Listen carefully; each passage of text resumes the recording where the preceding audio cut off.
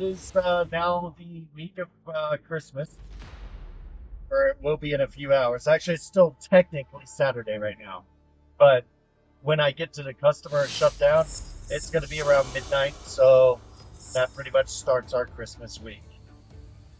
It was optional. The bosses were, the bosses did ask whether I wanted to work over the holiday or not. Fact of the matter is, I really financially need to. So I told them, yes, I'm going to work over the holiday.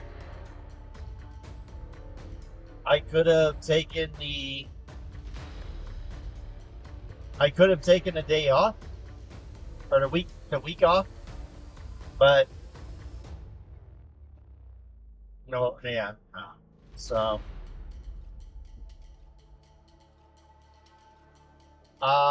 I apologize for the voice quality. I'm in my car, so hopefully the voice quality isn't that bad.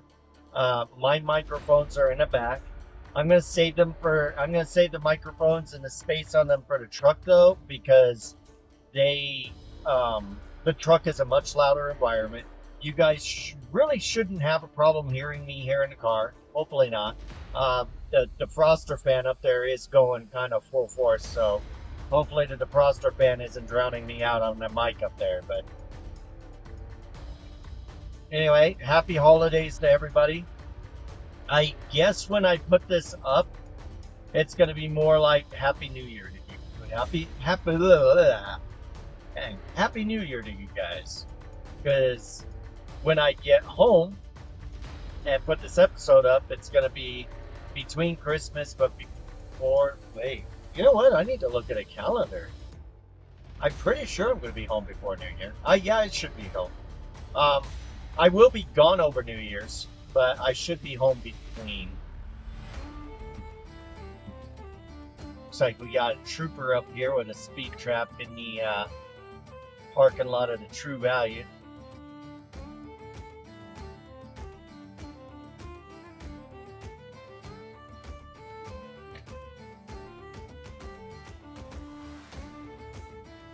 Gonna grab some fuel here before I go. I don't pay at the pump, I pay on my phone, so I just gotta whip out my phone here, open up my Walmart app, choose to fuel, pump 7, select. That's the card I want to use, select, and it's connecting to the pump. It's as simple as that. Now all I gotta do is put it in and go.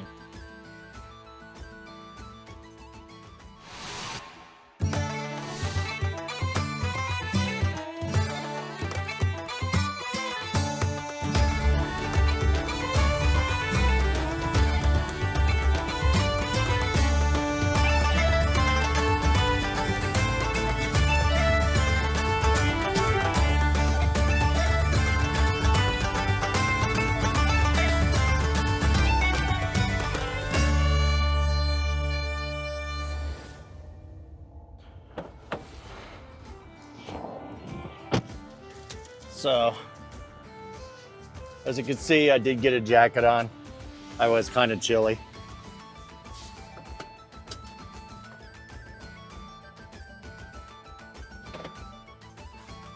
Fueling in progress. Fueling complete. Wow, I just now registered that I'm done fueling. I saved $1.22 today. $34 in fuel. Prices on fuel have come way down. Of course, my 10-cent discount with Walmart doesn't hurt either.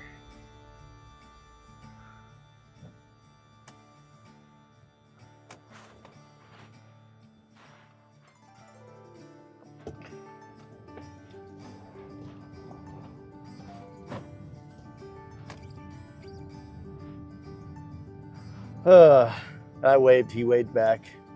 The cops here, they do know me because, no, not because I get in trouble, but because this town has a grand total of 5 cops and I've already interacted with almost all of them just in seeing them around town.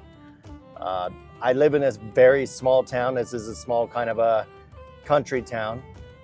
It's not exactly a tourist trap. I wouldn't call it a tourist trap. It's just a small country town because It's kind of off the beaten path. We do get some tourists here, but not too much. We actually do very well with kind of staying peaceful and quiet, and it's mostly just the locals that frequent the businesses and everything here. So I'm just pulling up traffic here, punching in my work. Looks like leaving this late helped quite a bit. It's expecting to take only an hour and 52 minutes to get to work. That's actually faster than I'm used to. I've been leaving around 5 or 6 p.m. and even on a weekend, that puts me taking about 2 hours and 15 minutes to get to work. So, all right, small little favors. Our destination this week is different as well. So not only am I doing a full trip with you guys, and it's a full Christmas run with you guys, but we're gonna see some different towns on my channel that you guys haven't seen before. We are going to Wisconsin. I had the Great Lakes on the brain, just I had the wrong state, but Wisconsin. We are taking the truck to the customer tonight. I am thinking of going ahead and swinging to the Blue Beacon. I am running early enough. I think I should be able to swing going to the Blue Beacon and going ahead and getting a washout before going up there. Hopefully there's no line like there was the other night. That was kind of frustrating the other night when I pulled in there and it was just a line, and I would have been there probably about an hour and a half, and I wasn't about that. So I'm gonna try for tonight to go to the Blue Beacon.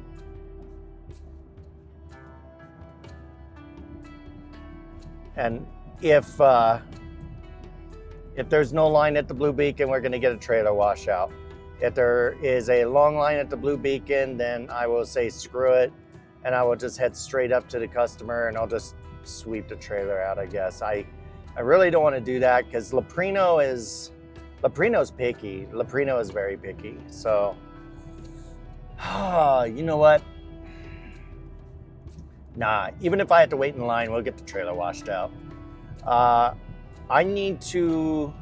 Let's run the numbers in our head real quick. So Greeley is about an hour to an hour and a half from my terminal heading north. I don't think it's quite an hour and a half. I think it's more like an hour and 15 minutes, roughly.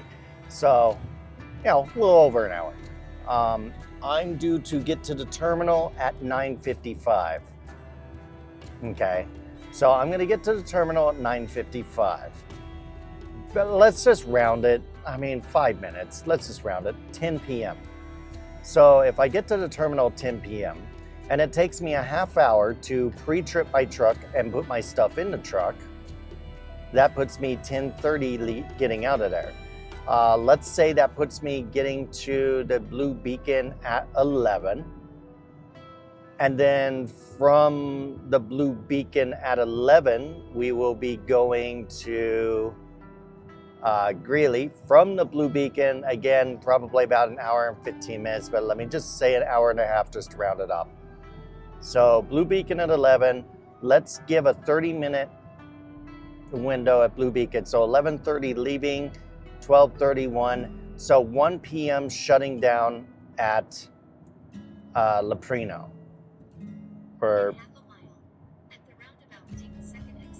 You got it.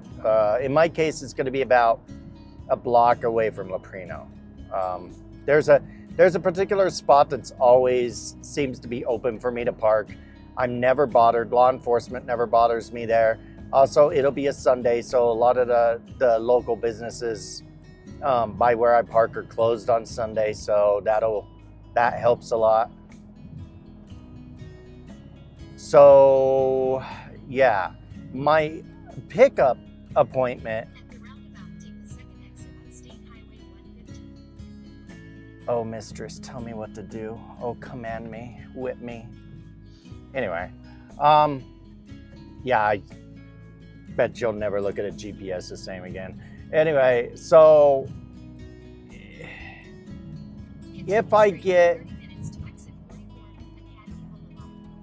roughly around 1 a.m., that means 11 a.m. My tin will be up, which is good because 11:30 is my appointment.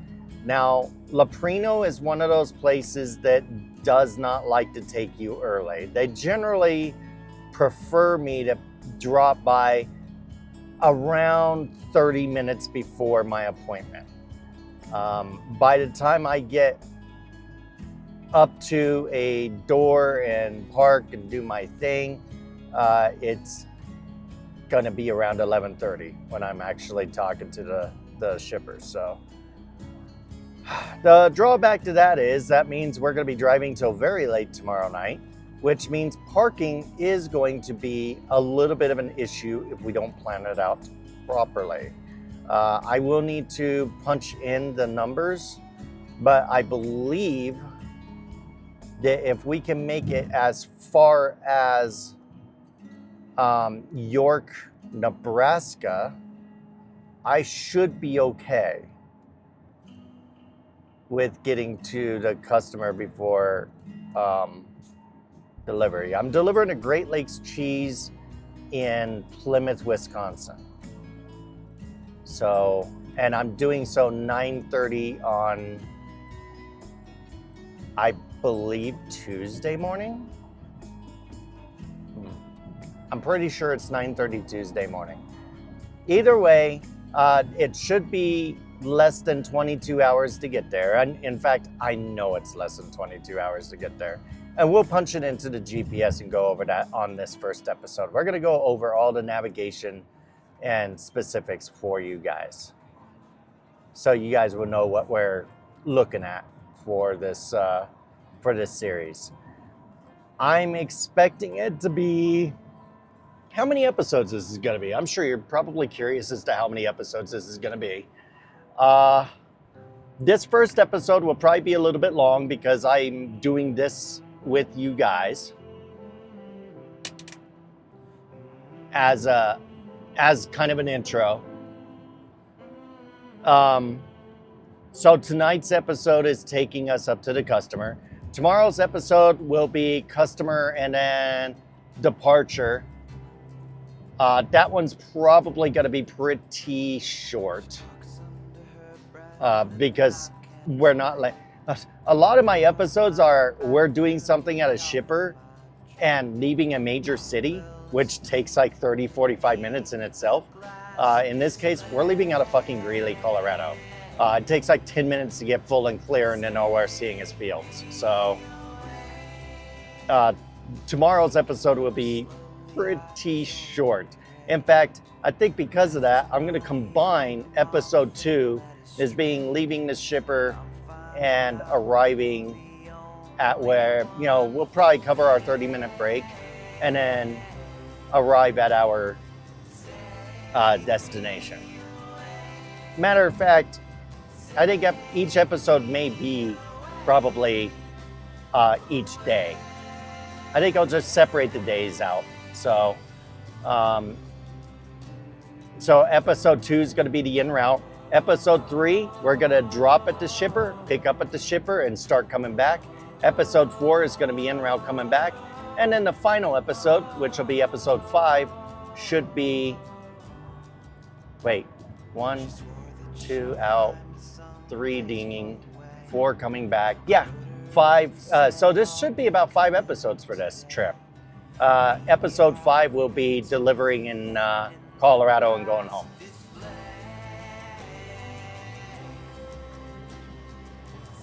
That said, we just got out of Penrose, and I still have an hour and 45 minutes to get up there. I'm not keeping you with me that whole way. So I guess I will see you down there. I do the snapping for the sound sync, but yeah, welcome to fucking Denver, where even at fucking 10 o'clock at night, it's a parking lot. Oh my God. I was doing so well too. What is even going on here?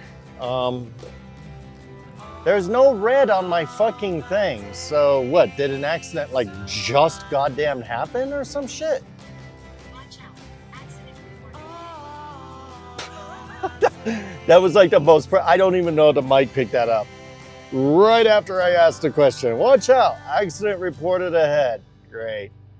My lane's the slowest moving lane, meaning this is the lane everybody's trying to get into, which means the accident's gonna be over there on the right somewhere. So we'll just stay here. Not in the truck yet. Still trying to get to the truck. Denver Intermodal Express. I wonder if they're from Denver. Anyway, yeah. Fun times.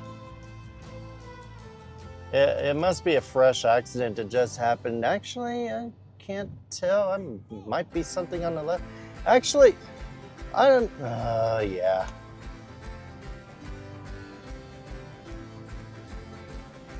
I gotta get over.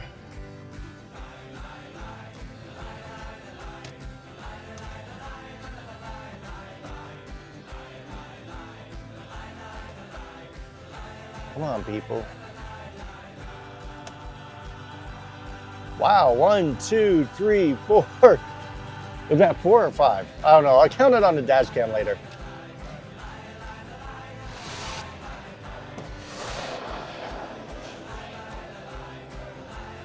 Okay. Welcome back, everybody. So we made it. We're up here. I've got my stuff loaded into the truck. I threw a lot of stuff on my bed. I had to submit a DBIR because for my pre-trip inspection, I found that I have a pressurization hose that is leaking. That was fun. So fortunately, it's not necessary. It's not even really a big deal. So it was leaking air all over the place and leaking air out of the tire, but fortunately the tire is still on a bead and maintains pressure. So I just unscrewed it and I'll replace the hose later on. It's not an emergency. We're gonna do the trip this week without it.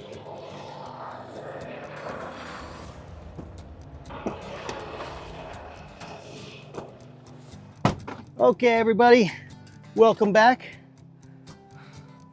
Oh, my flashlight's coming on in my pocket. I can tell through the fabric. That's not good, bueno. So I have gone from running early to running late because there was an accident on the highway. But I'm still gonna go get this trailer washed out. It still looks like we're on track to arrive to Greeley about midnight. So, I mean, that's a plus.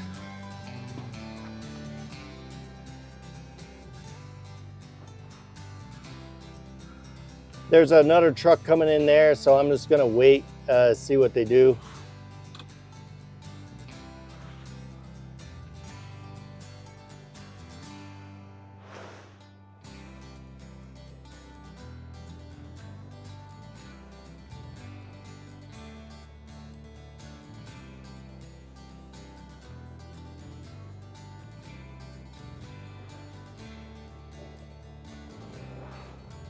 He's gonna turn hardcore that way. And I am gonna well, I mean, I don't wanna drive too fast through here, but it looks like he wants to set up the back end right there, so I'm just gonna get the hell out of his way.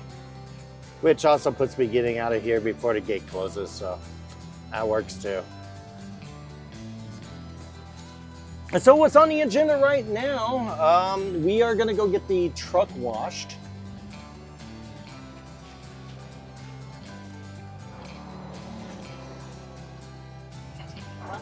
I only found one issue on the pre-trip, reported it. It's always nice to find the issues and get them reported. I love how this GPS wants me to go a direction it's clearly At the end of the closed. street, turn right.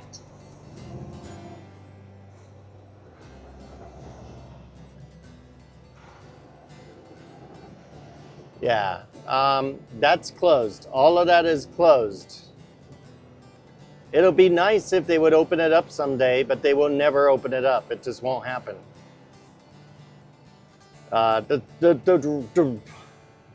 Like, Turn right at the stop sign. is my iPad even hooking up to the GPS? It should know better. It should know that that's closed. What the hell? It's been closed for 2 years plus now, and it's just gonna be closed permanently.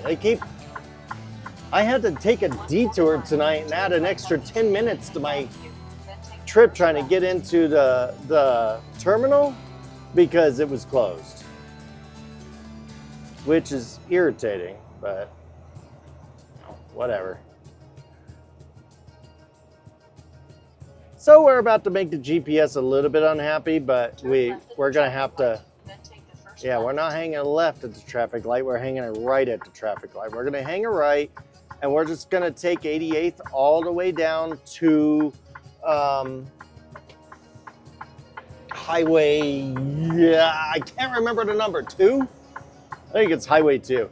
And then we're gonna take that down to Quebec, and we're gonna take Quebec straight to the wash. Simple as that. Not complicated at all. The GPS is still tripping on me. It's like, okay, now we're gonna get on 76 and go down to 270 and then go down to the truck wash. I could, I guess. You know what?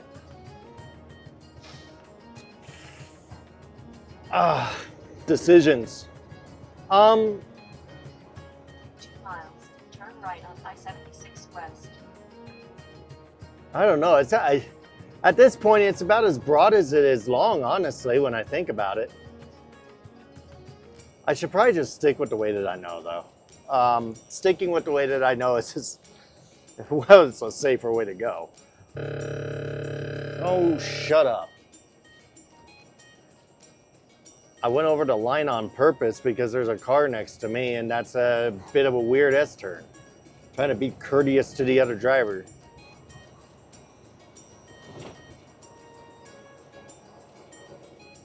So, in the process of putting my shit in the car, I realized I kind of forgot something important. My laundry. Fortunately, the good news is I do have a go bag that does happen to have a spare set of laundry in it. I did confirm I have socks. I have a spare pair of pants. I do have a couple of spare shirts. This is why I keep 1 a mile. Turn right on I-76 West. Then This- exit right. This is why I keep a go bag with me at all times. Exit right. It wants me to go onto Highway 6 and take that down to the truck wash. I see what it's trying to do. Yeah. I'm gonna have to go with no on that one. We're just gonna take this to 2 to Quebec. Quebec will take us right to the truck wash. I am curious as to what the ETA will change to, though. Right now, it tells me I'm going to arrive at the truck wash at 10:27 p.m. Let's see what that changes to when we don't take the highway. I can't get rid of these hiccups. They're killing me. No, really. If I keep these hiccups and I end up running into something, it might kill me.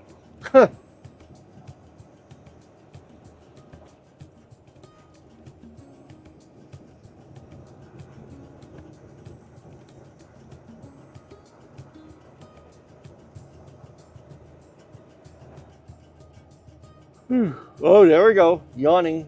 I'm yawning. It's all over. It's all over, guys. I'm yawning. Turn right on I-76 West. Then exit right. I could have made it through that probably, but nope. Not worth it. So again, basically 10:27 is the ETA. When I cross over this bridge, it should take me to the route that I'm wanting to go, and I'm kind of curious as to what the change will be.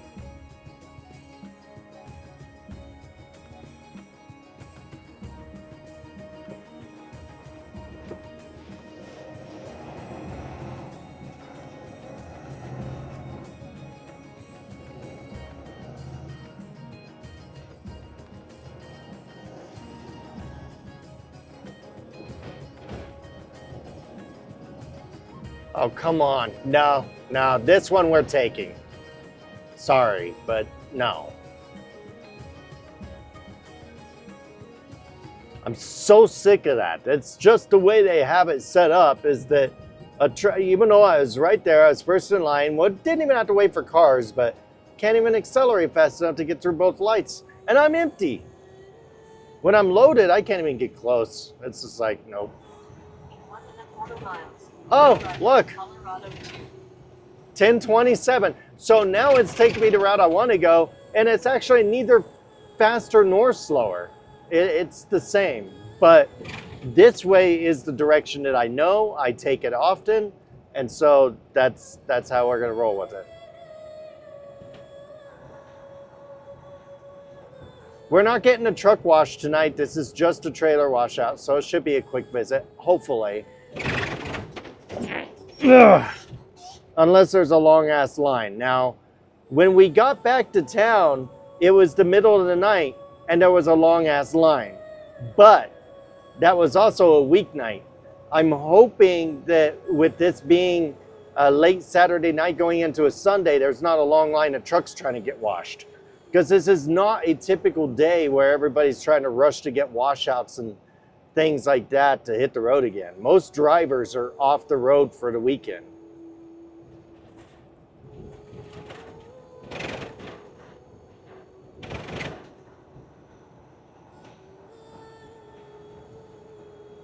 I'm also hoping that most drivers are. Turn right on Colorado 2. I'm also hoping that most drivers are taking Christmas off as well. And so that bit of traffic will be a little bit lower this week.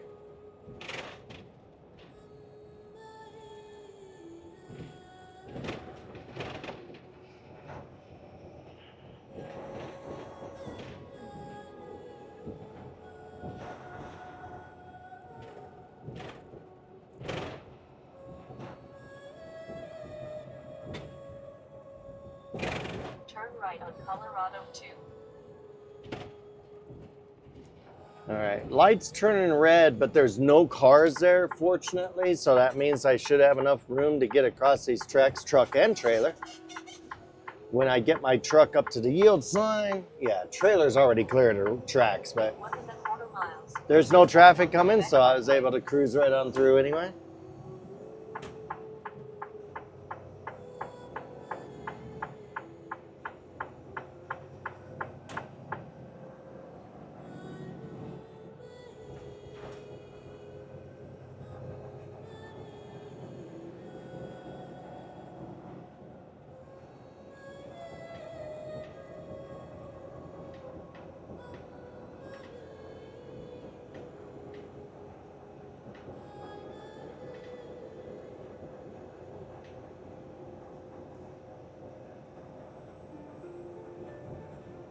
In 3/4 mile. Turn left on Quebec Parkway.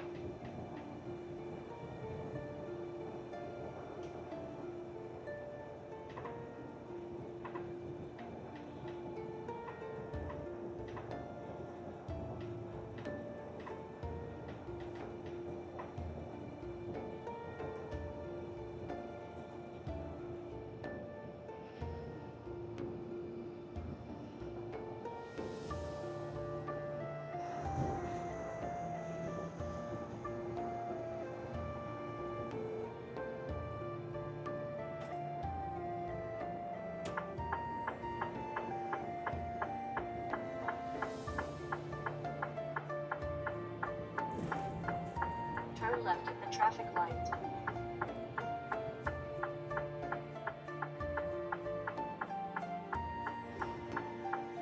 So here we are at Quebec.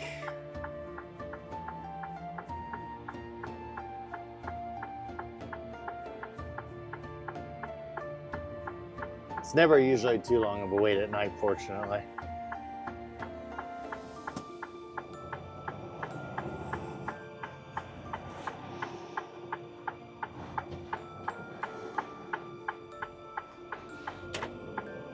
In 3.5 miles. Turn right on East 53rd Place.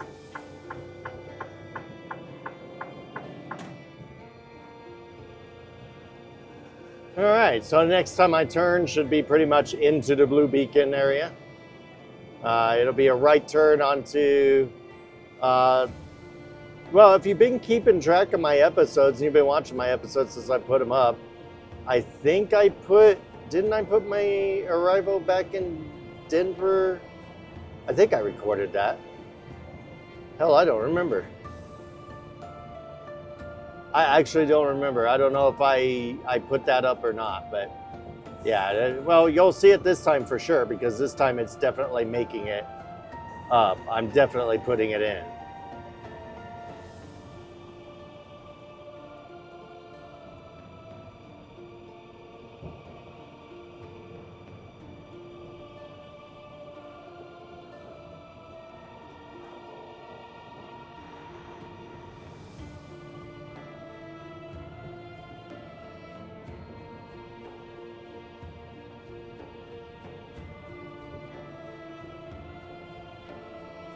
I could easily, the trailer wasn't that bad either, and I could easily clean it out myself. However, one thing about food grade, there are places that require a fresh trailer washout no matter what. They don't care how clean or dirty your trailer is. They want to see a receipt that you just washed out before going to pick up your load. So I'm going to ask them for 2 copies of this receipt. One usually goes back to the office when I turn in my paperwork. The other one is going to go to them because they're going to want it. They usually make a photocopy of the receipt and give it back to me, but I don't trust that, so I always get 2 receipts from the wash.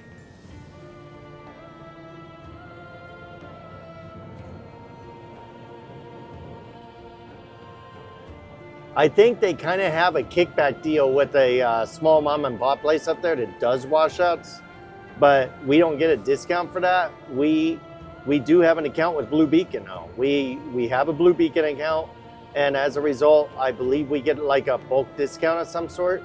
And so since that's our chosen way of doing things, Blue Beacon it is. So I'm gonna, it's the night before I'm getting my load, but they'll see the washout receipt. They'll see my trailer's clean, and I'll be good to go.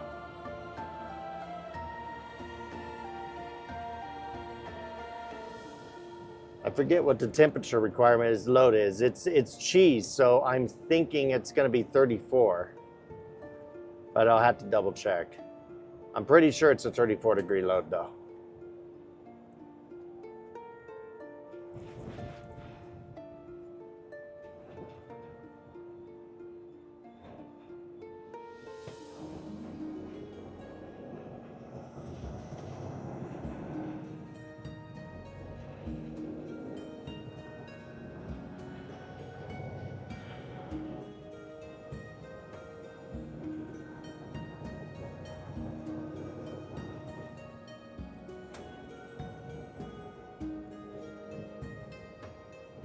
Uh-oh. Looks like we got some red and blues in our lane up there. 53rd place, then take the 3rd left. I don't know if it's before or after our turn, but there's no traffic back behind me, so I'm gonna stay in this lane until we get closer.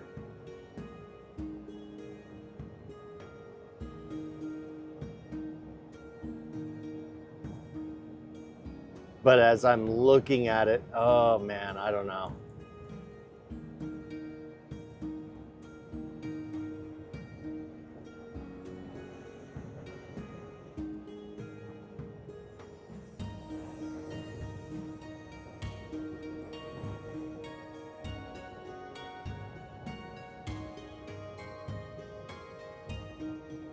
Yeah, it's on this side, so I'm gonna get in the center lane because it'll be after we pass them at the next light that will be turning. So I'll just get to right here, I guess. I don't know if it's another car accident. Man, there's car accidents all over the place tonight.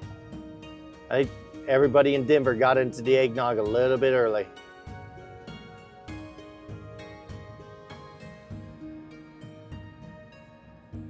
And by eggnog, I mean the spiked eggnog. Because I drink a lot of eggnog. But yeah, I love how that car is like, I don't give a shit. I don't give a fuck about the red and blues. I just don't want to be behind this truck, so I'm gonna get up here and then get over. I'm actually gonna get over one more. Because the cop's trying to get in. He's right on the lane right here.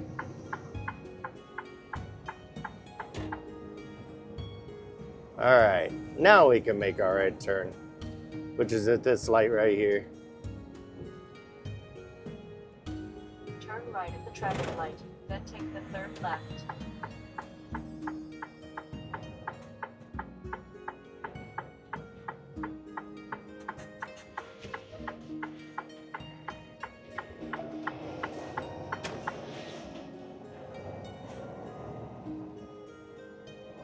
All the homeless crap on the left there. That boat's still there. There's a wrecked ass boat here. It's so fucking random. It's been there forever. It's full of fucking junk. Like it's a fucking homeless hoarding pod. I do see a truck waiting in line. That's not boding well. Is there trucks in both bays? Are they using both bays? I don't know. The other bay looks empty. Are they using only one bay? That's the other question. Arriving at Keeping Truck Washes on the left. The trailer washout. So there's an express lane for trailer washouts, but they close it at night. So that one's not an option with us. Please drive to highlighted route. I think they're only using one bay tonight. That doesn't bode too well if that tanker's still waiting. Yep, the other bay is coned off. It's not that bad though. As long as the Grondike Then take the first right. doesn't need like a year to fucking wash out.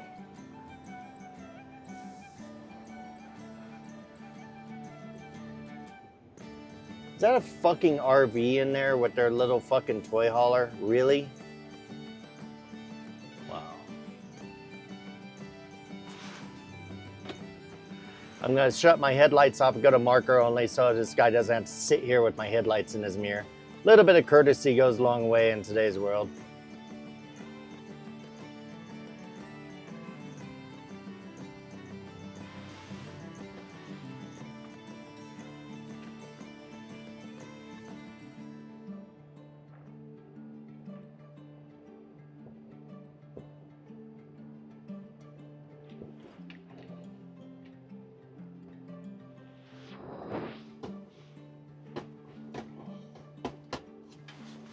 What the hell is inside my... Oh, okay. That's a good sign. When the kid comes out to take the order for the next driver, that means that they're only like about a minute or two, probably at the most 5 minutes from the truck going in. But usually it's like a minute or two.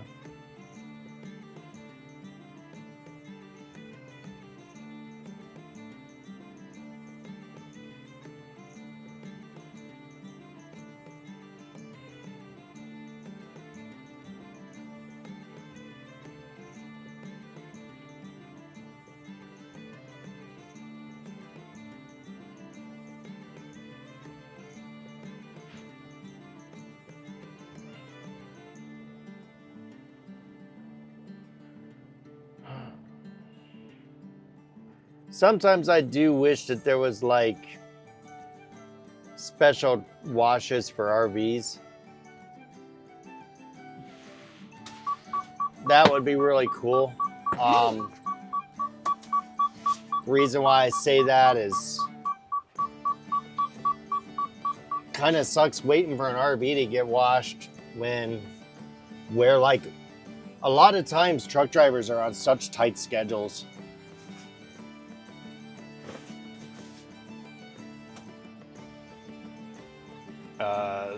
ETA to Greeley is 11:30 as of right now, 11:33 to be specific.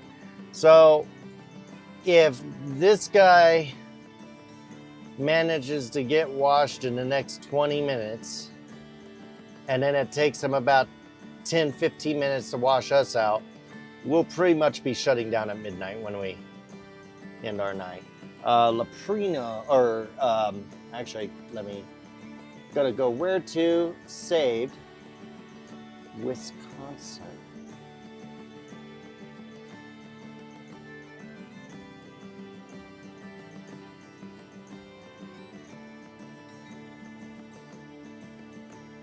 I don't have this place saved.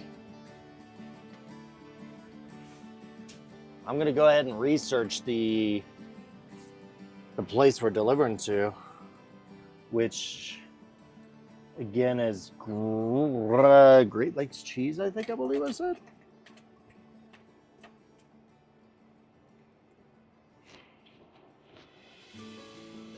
Whoa, what the fuck is wrong with these glasses? They're like all bent outward. God damn it. I can't cut a break.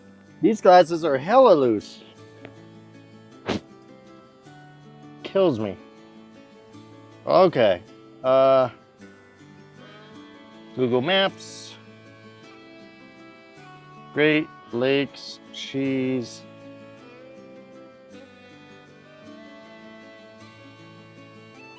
Plymouth.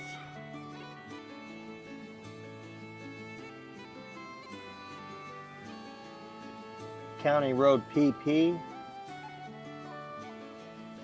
Just says 2602 County Road. They forgot to put the letters on there. Oh yeah, I don't recognize this place.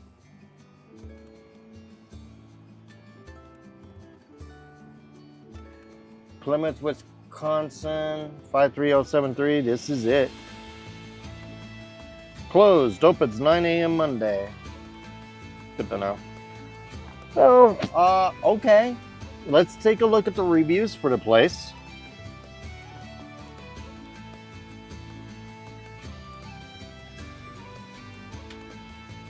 That RV's pulling out, so the tanker's going to be pulling in.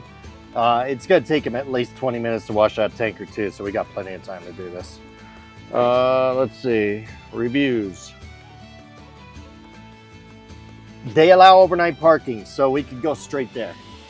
That's the magic fucking phrase I wanted.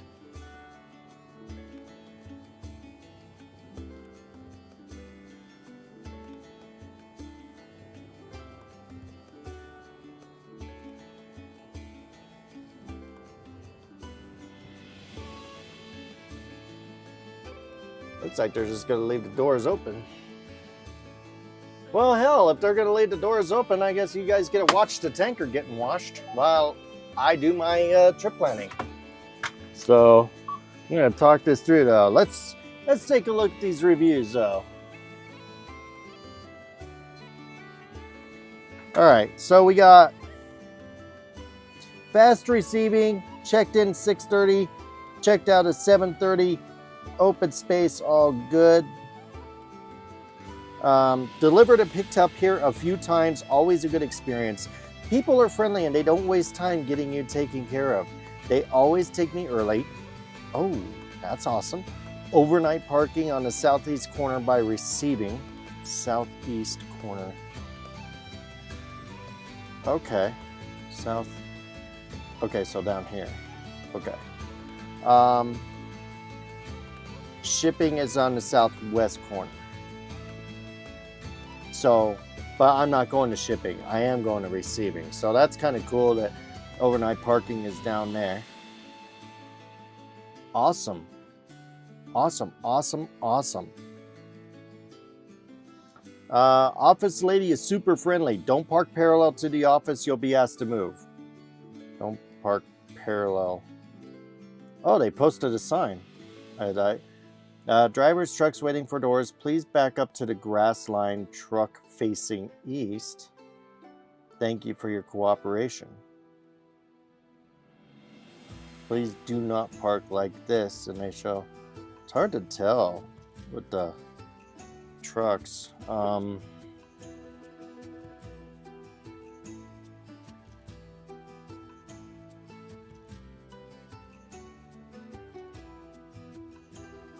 Back up to the grass line, truck facing east.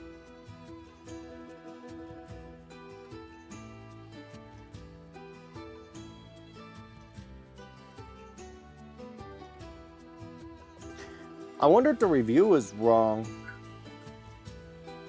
I didn't say anything. My small dash cam just saved a clip.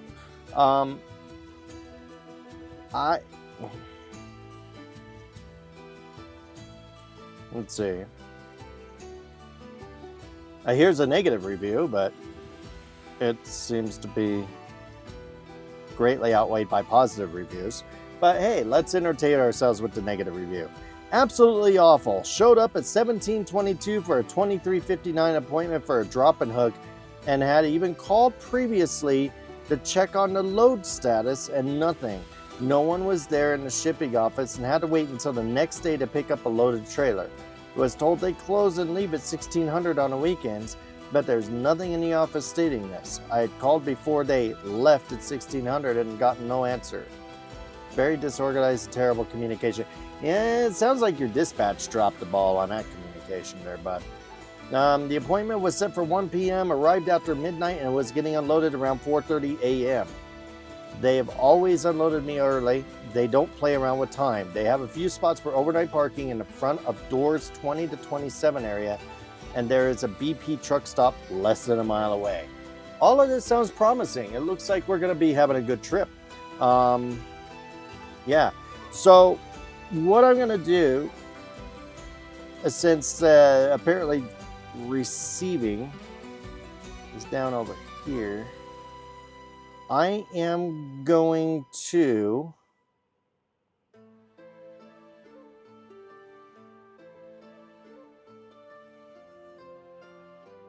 drop a pin, and we're going to save this place. So I'm going to go to coordinates. By dropping the pin, I'm marking the entrance that I want to take to get into this place, which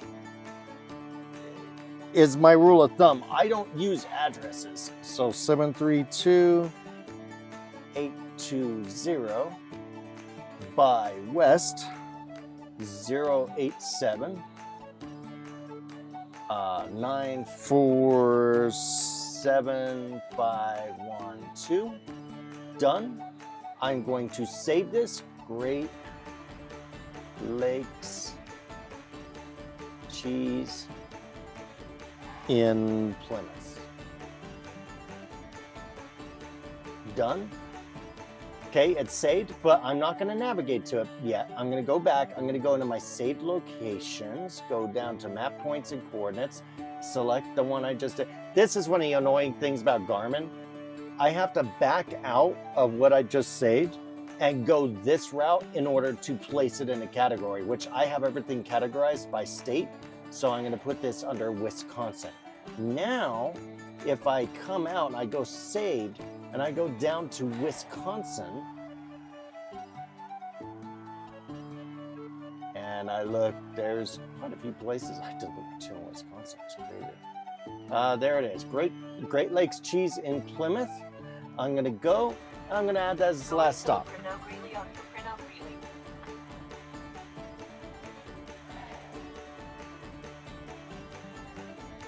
All right. Total trip time? Oh, score! I know that was kind of cheesy to do what I just did, but 17 hours and 21 minutes to get there. That means that tomorrow, remember how I was talking about parking may be an issue? If I can get loaded right at 11:30 and they get me in and out, and I'm like rolling by like 12:30, 1 o'clock, as long as I drive 7 or 8 hours, I can still shut down, and that puts me within 10 hours of the customer. Will I do that? Come on, guys, you know me. I'm probably not going to shut down that soon. I'm probably going to drive at least 10 hours. And if I drive at least 10 hours, that means that when I get ready to do my jaunt into the actual customer, I don't have to take a 30 because it's only going to be like 7.5 hour drive. We'll do that part of the trip planning later. I want to do some more reviews. Hours of receiving, 6 a.m. to 10 p.m. If after hours, please check in on shipping side. Okay. Nice people. They don't have an official staging area, but they have a place to park if you come early or at night. Shipping is on west side. My appointment was at 1 p.m. got there at 12 p.m., got loaded and left by 1:30 p.m. Easy in, easy out. And there's a cat scale right down the street. Easy docking, nice staff, fast unloading, nice restrooms, and okay waiting area. That is promising.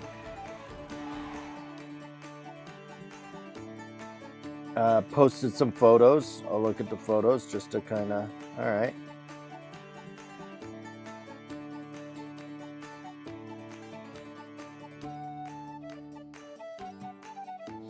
It looks like they want us staging down by the shipping side.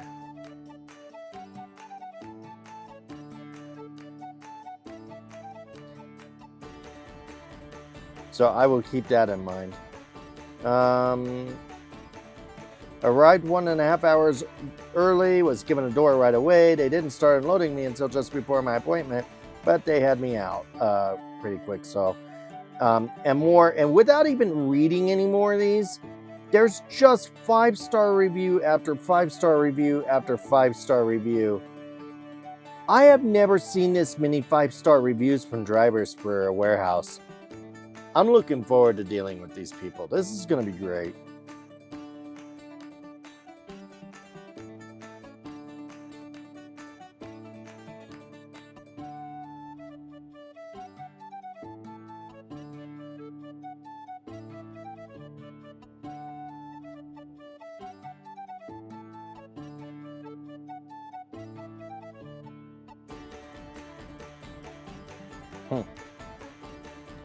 And one of the reviews that weren't 5 stars was a guy getting upset because he had to wait a long time for, I guess he wanted to be a work in a day early or something like that. I mean, it is what it is. They allow you to camp out on the place. Here's my rule of thumb. Sometimes they'll check in a day early and they're like, yeah, we'll see if we can work you in. Cool. I'm going to assume they're not going to call me for hours. And I will go to bed and I will get some sleep. Because if they don't call me for hours, I get some rest. If they call me after like just a couple hours or something, I still got a little bit of rest. At least I got a cat nap in. Go get some rest. You guys enjoying watching Growing Dyke up here getting washed? It's like watching grass grow, isn't it?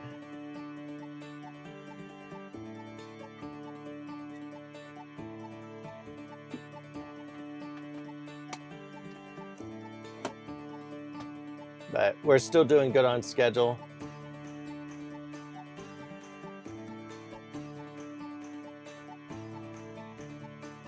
I don't care. I just want to get my trailer washed out, though. That's the thing. I really need my trailer washed out.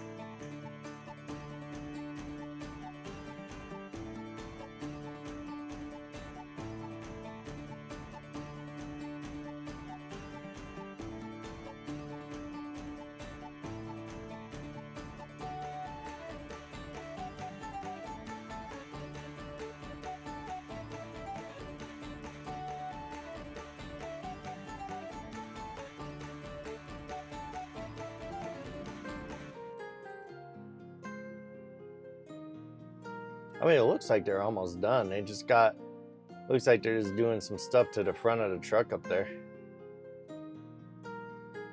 They got the quality control guy just, you know, like do this, do that. They don't fuck around here though. It's mostly kids working here, honestly, but they're good kids. They do work hard. This Blue Beacon, while sometimes I had to wait in a long ass line to get a wash, at least they're doing their damn job. I've been to some Blue Beacons where it's almost like they just barely sprayed a truck off and send you on your way. Trailer washouts here are just the same. They'll get in. It feels like it takes them forever to wash out the trailer. That can be frustrating if you're in a hurry, but at the same time, they're giving you what you paid for. And they're doing quality. I would rather be frustrated for time than frustrated from getting to a customer after getting a trailer washed out and then going, your trailer's kind of shitty. We need you to go get a washout. Oh. So yeah, so he's just looking around for stuff. He's gonna come out and talk to me now in a second.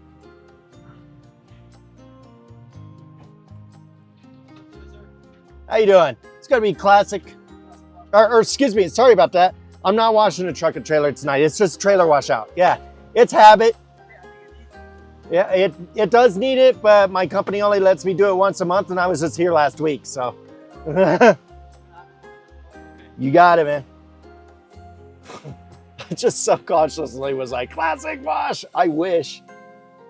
He looked at my truck too. He was like, you need it. Yeah, I do, but one, I already got washed less than a month ago, and our company policy is we can only wash once per month. So I usually wash the truck and trailer close to the beginning of the month. I try to do it the first week of the month. That way I'm consistent and I kind of have a routine going. Two, we're going to fucking Wisconsin in the wintertime. Okay, if I washed this truck tonight, it would be completely obliterated tomorrow. Trust me on this. We are going to be going through some snow and ice. That's not a guess. It's not a prediction. Well, it is kind of a prediction, but it's not a guess. It's a fact. We are going to be driving through some crazy shit in this truck this week. Merry Christmas. So that's also part of why I'm recording this trip this week. We're going to Wisconsin in the fucking wintertime. It's going to be interesting.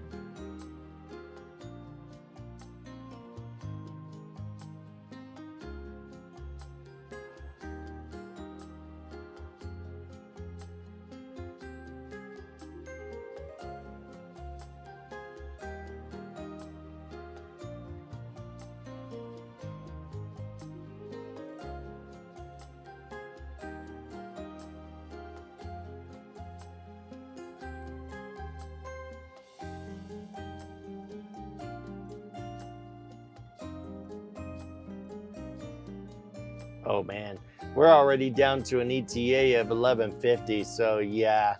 I'm thinking it's gonna be more like 12:30 when we arrive instead of 12.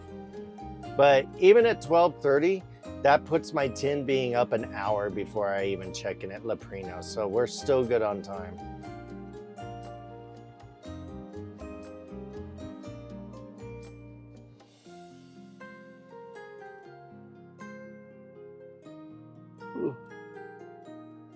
I don't see any trucks waiting behind me either. It looks like I just picked a heck of a time. I just got the luck of the draw. I just happened to come in when people were getting washed, but no, that's not a bad idea. That dude took out his floor mats and they sprayed him off for him. That was nice. I should do that sometime. My floor mats do need clean. They're kind of trashed. I'm very picky about my truck being clean too. Now they got these nozzles at the top that are now rinsing from the top down. Kind of got that rainstorm thing going there.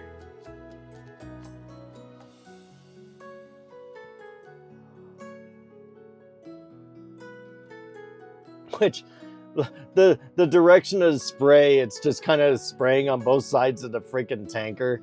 Because the nozzles were designed for a 13-foot-6 box trailer to be up there, not a 12-foot something a cylinder. So.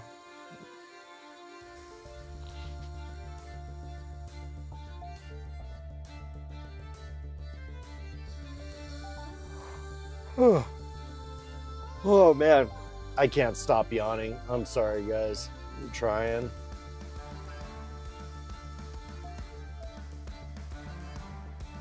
See, those spray nozzles up front that they got going on them right now are a lot better. They do spray straight down, but the ones over the trailer just kind of spray outward.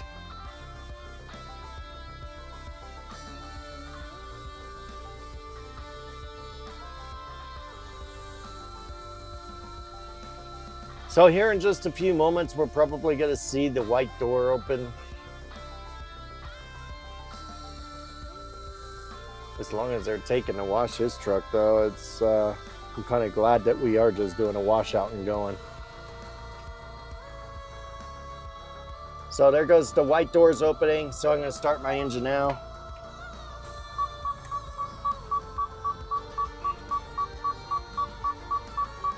So what'll happen is I'm gonna pull in, and then they're gonna start washing my trailer out. And while they're washing my trailer out, I'm going to go in and pay for it with our company account. Food safety is no joke. I'm not afraid to take this. You know, if I really wanted to, again, I could have just went up to Leprino and just like sprayed, like, swept my trailer out and took a shortcut. But yeah, not going to do that. So I'm gonna shut the truck off, which is unfortunately gonna kill my settings, but oh well.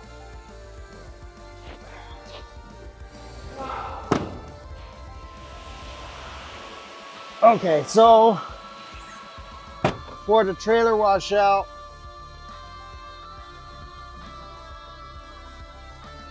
where's my folder at?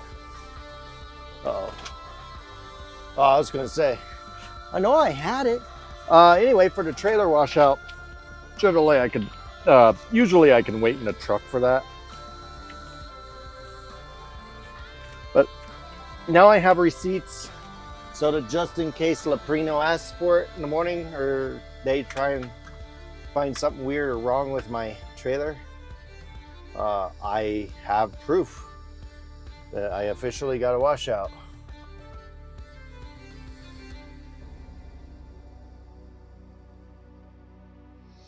I also want to know why my fans in the back are still going when I will deal with that later.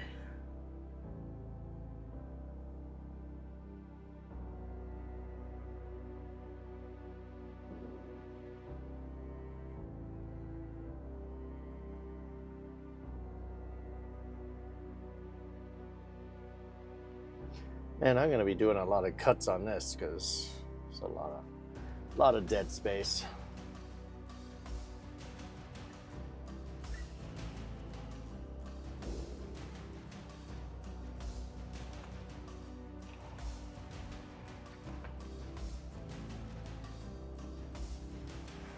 All right, why are those fans going when it's...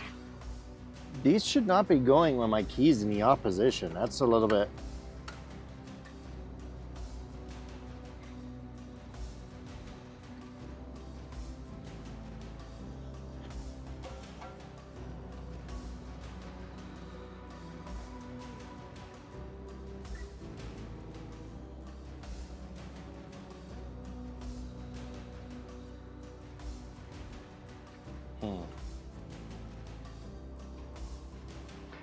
I guess I'll just pretend I know what the hell's going on, but...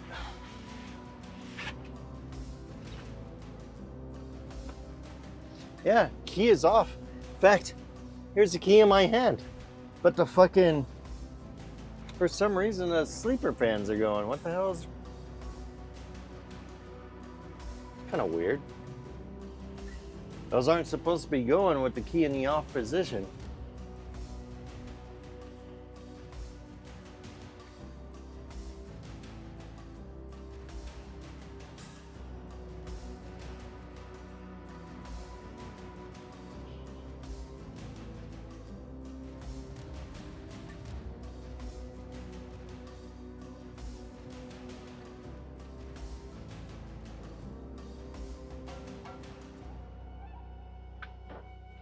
I don't know. I'm a little bit confused, guys. A little bit confused. I don't know if that's another thing I need to DVIR or not, or if it's just a random glitch.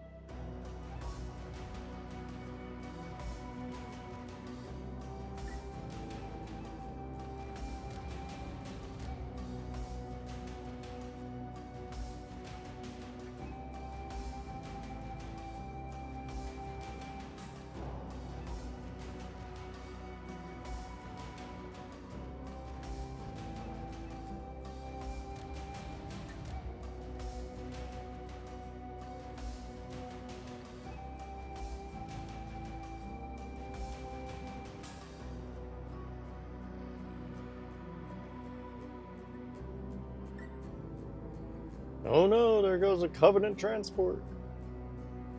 How's my GPS having me get out of here, by the way? Looks like getting on 270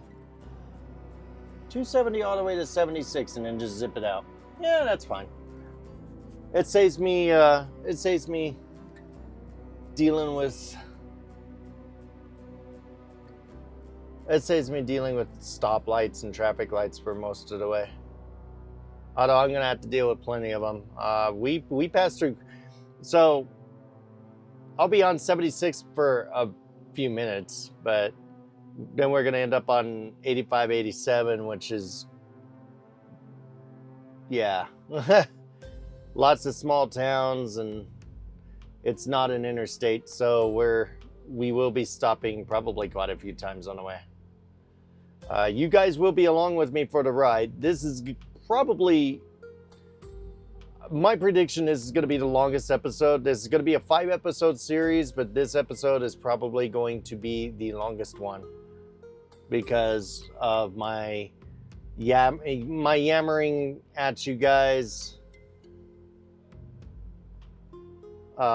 before.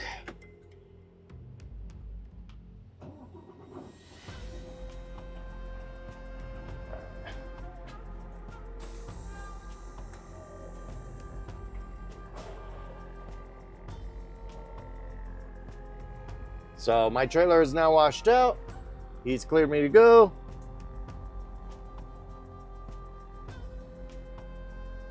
Looks like another truck's pulling in behind me.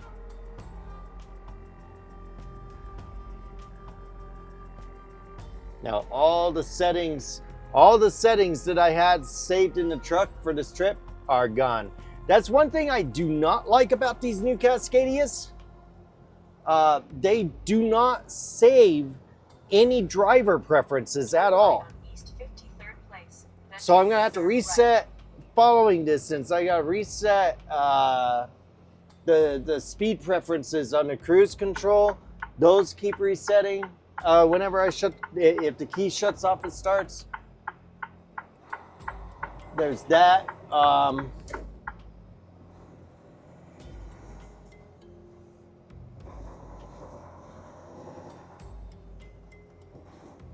Turn right at the traffic light.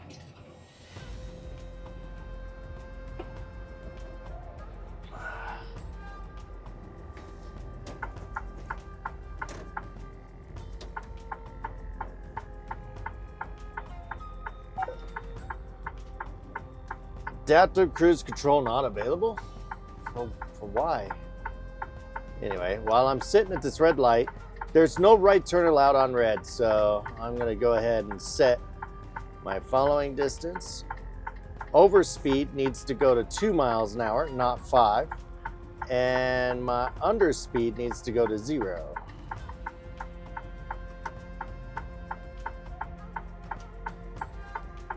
Please tell me that light didn't skip me. Okay. I'm like, again, there's no right turn on red. This guy just didn't even care that I was coming out. 1/2 mile. Four-wheelers don't care, man. Northfield Boulevard, then take the ramp ahead. It's literally not possible for a car driver to be cautious. It's just not possible.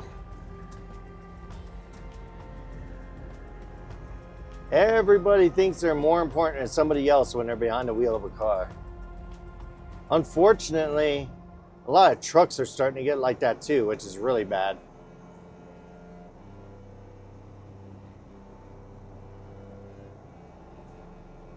Take the ramp on the right to Northfield Boulevard, then take the ramp ahead. I'm in the lane, so I don't know what's freaking out on.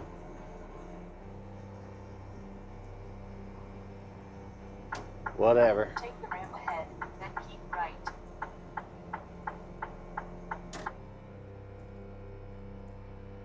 Sometimes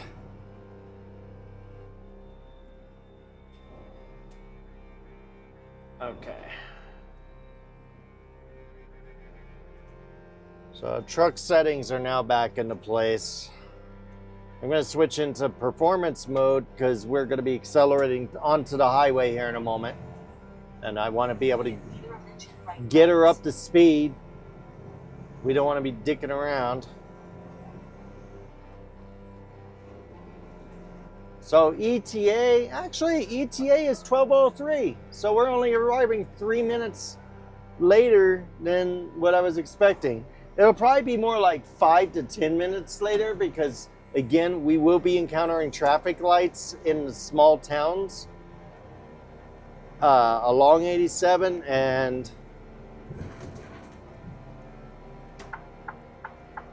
that will shave off some time, or that will shave off, quite the opposite. It'll add time to our trip, but not that bad. Not that bad. I'll take it. In 3¼ miles, take exit 1 on the right toward I-76 East.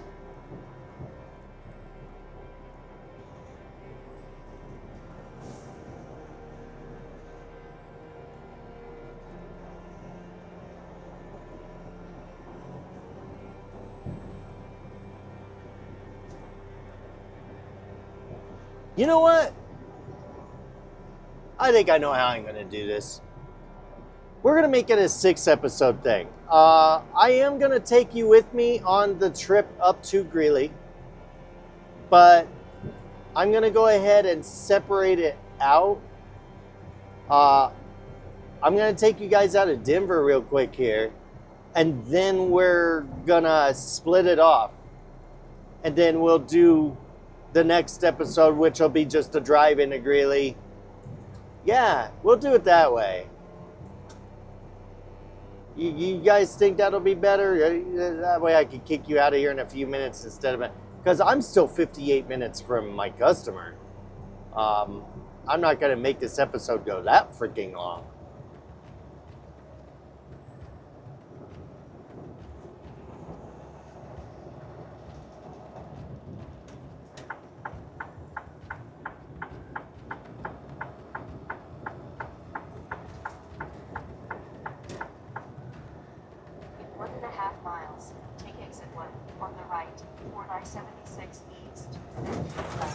Ooh, that was quite the bump there.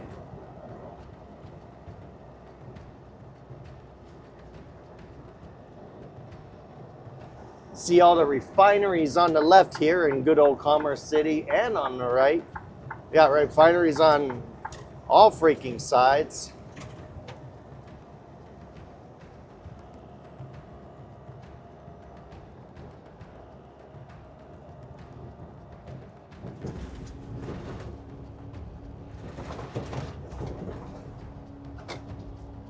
Oh, what the hell?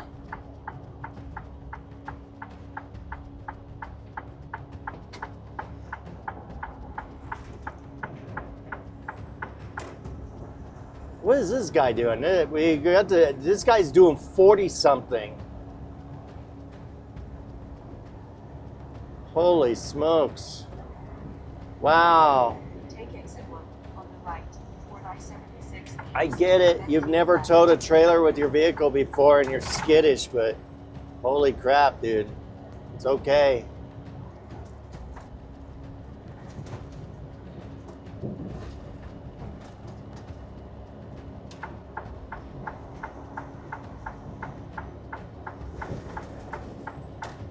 Keep left to I-76 East, then keep right.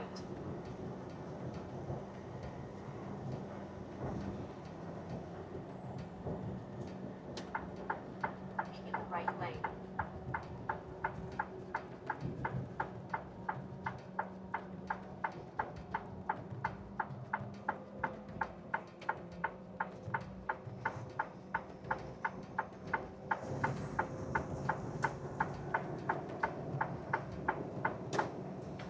So what I'll probably do, which you probably already know that I'm going to do it, is I'll probably do it in the middle of the trailer wash.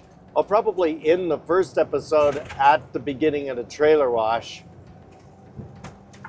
And then we'll start this episode from us leaving. In which case, I've already done that, and that's now, oh, hello, person on the shoulder, doing something. Changing a flat? I can't tell.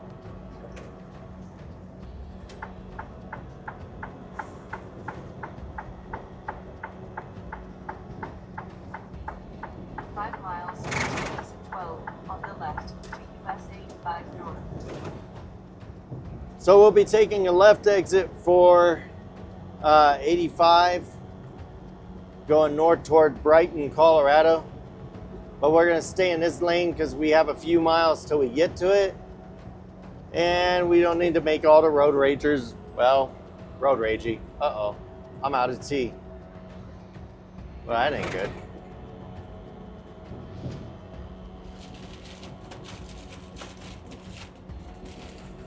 Ah, look, another tea. Aha. Guys, stay hydrated.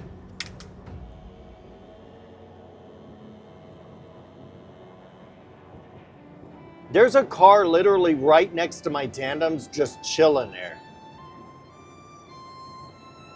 Oh, maybe I should have said that a minute or so ago. The moment I said that, he just punched it. Like, oh, okay.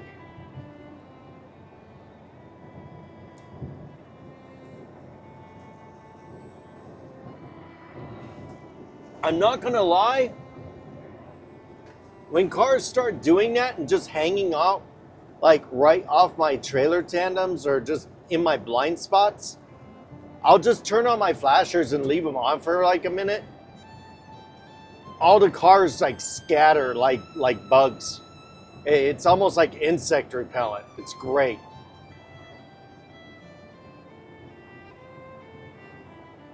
Because they're like, oh God, you know, because the cars that are in my blind spot, they don't see the four ways. They just see, oh, this person's trying to make a lane change, and they scatter out of the blind spot. And people behind me are like, oh, he's like having an issue. Well, at least he's staying in the right lane. Like, yep. And then everybody just kind of goes around and scatters, goes on their way. And also the psychology with four-wheelers is if they see a vehicle with flashers on and they're not like zipping by that vehicle, they're assuming that they're the ones that are driving really slow. And so they accelerate and get past, and then they disappear in the distance. And because they've already accelerated, and the other cars around them also are like, oh, well, these cars have accelerated, so I'm going to accelerate too. So then all the cars just end up speeding off out of sight. Yes. That's the way to do it. I don't know what this person is doing in the center lane, but my guess is they'll have a phone in their hand when we catch up. Right on the right here, here's the utility dealership that I was talking to you guys about. I thought about asking them about those cargo bull reefers. That would be kind of cool. This mic's still going. This thing has some battery power to it. I'm going to be switching mics, though, as soon as we get away from all the traffic. All right, this guy's like, oh, okay. Well, that works, too. I will abort my lane change, then.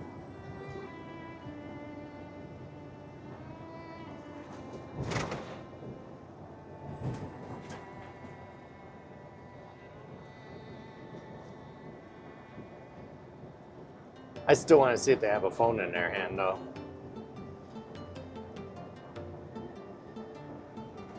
I can't tell. It's so dark in that car.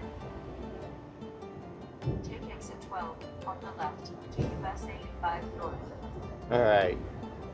Left lane's the exit lane, but center lane splits off both ways, which means I'm technically in the right lane for 85, which is where I want to be. I'm a truck.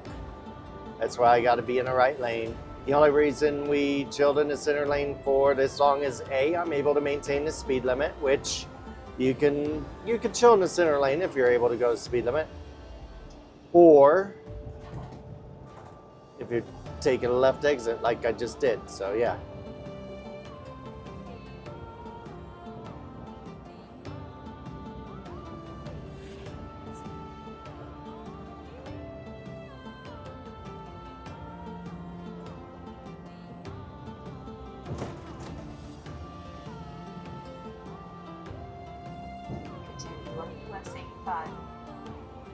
What is going on here?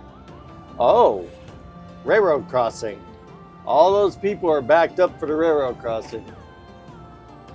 Wow.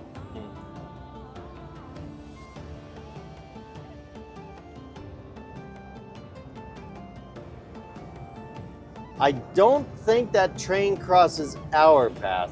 I hope it doesn't. I'm pretty sure it stays on that side. We don't really, on 85, I don't deal much with railroad crossings on this trip. There's like one railroad crossing I go across in Greeley, but I don't even think it's an active crossing now.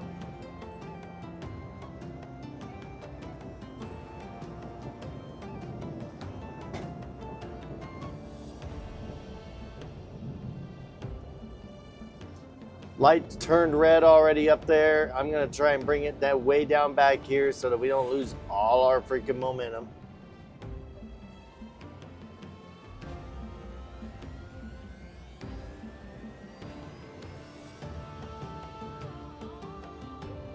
When we get up to Greeley up here too, and we get ready to shut down, we're going to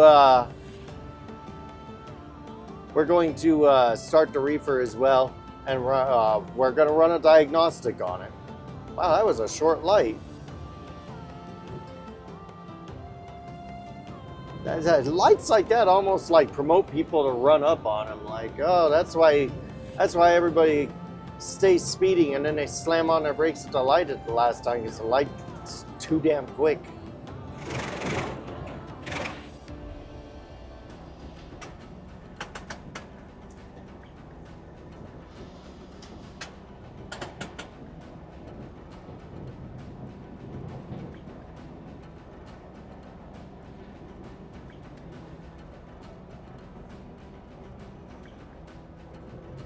This light's probably going to do the same thing to me, but I'm still going to decelerate way back here because, yeah. So light just turned green as we're passing the little signs for it.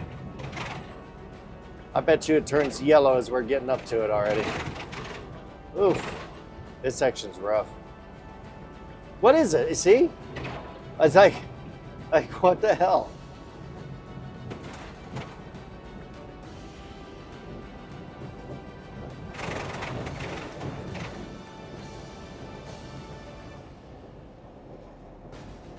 Now this light's already green. I bet you it changes before we get to it.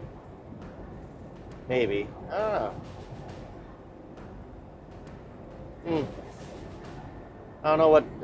this light's actually just chilling. But probably because there was nobody in the cross traffic coming out.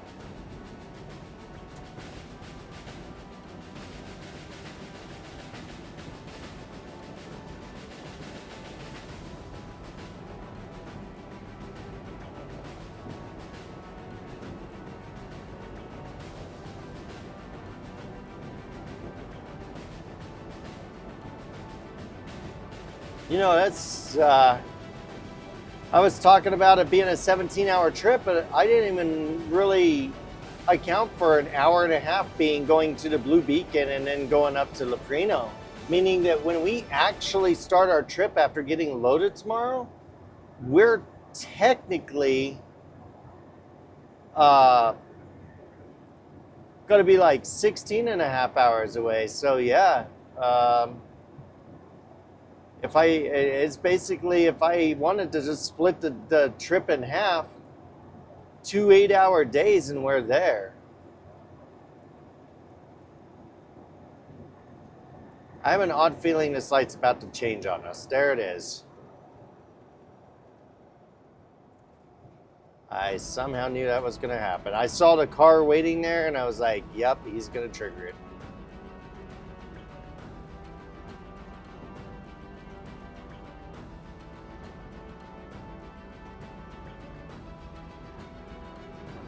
Just in time for me to be stopped.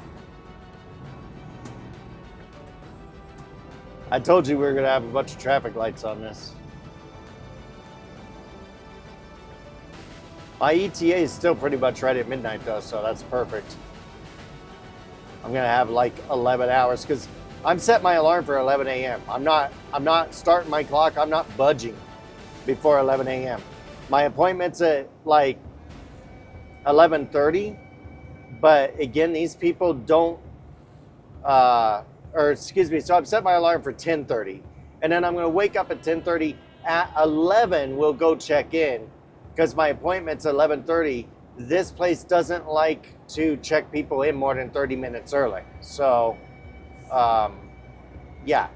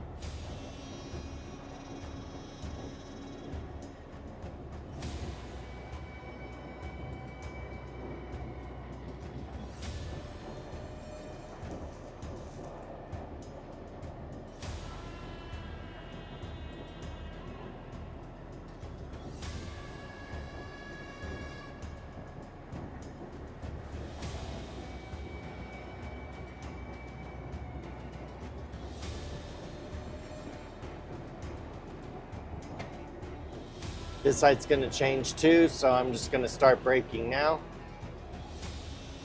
Oh, whoa, car. There's braking and then there's like panicking. What are you doing?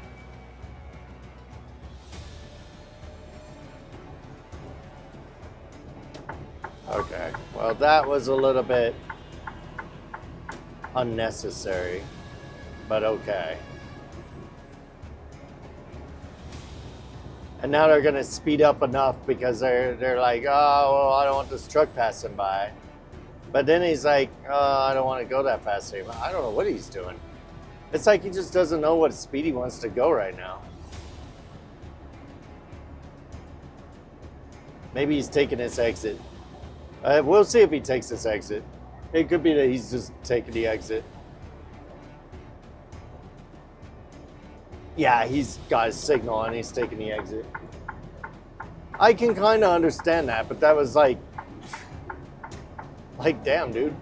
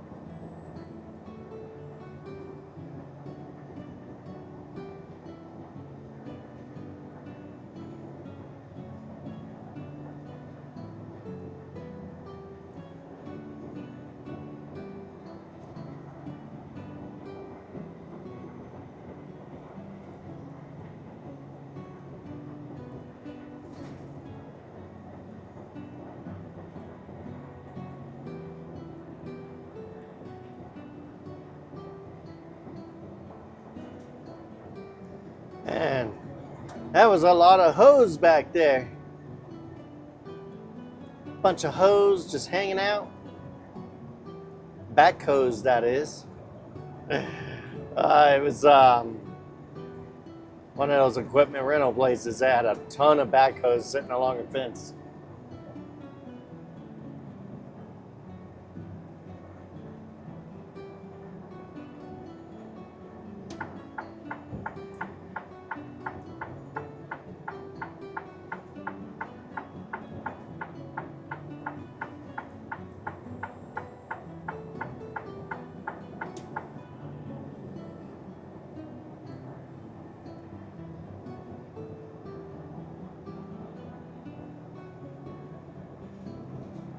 We're going to be passing through Fort Lupton right up here.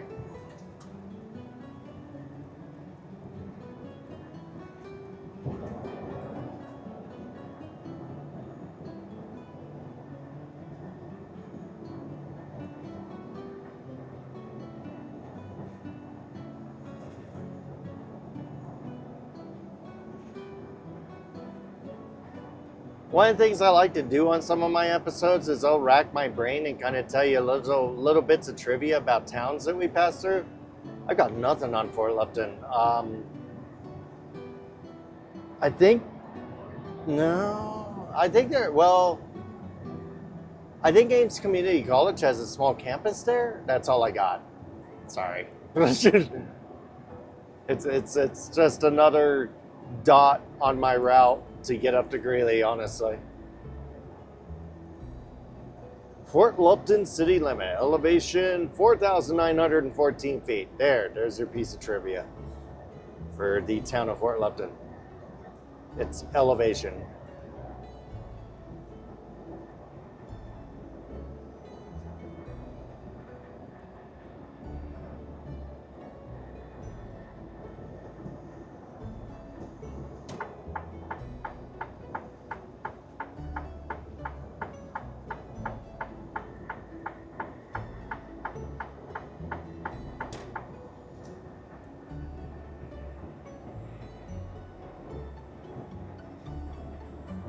Actually surprised though, considering like it's a small town, but their city limit is like damn near 3 miles before you actually get to the city.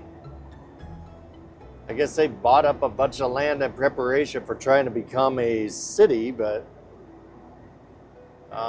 yeah.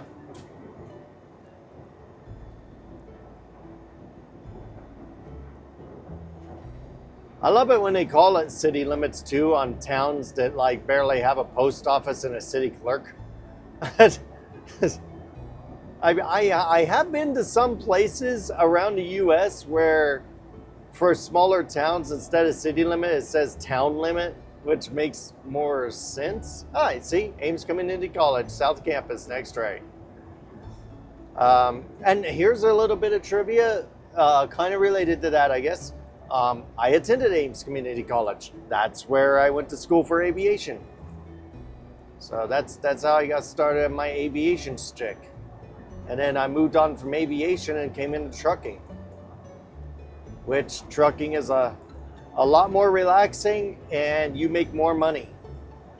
Believe it or not, I'm not even kidding. Truck drivers make more money than airline pilots. Not even joking on that. It's pretty sad, but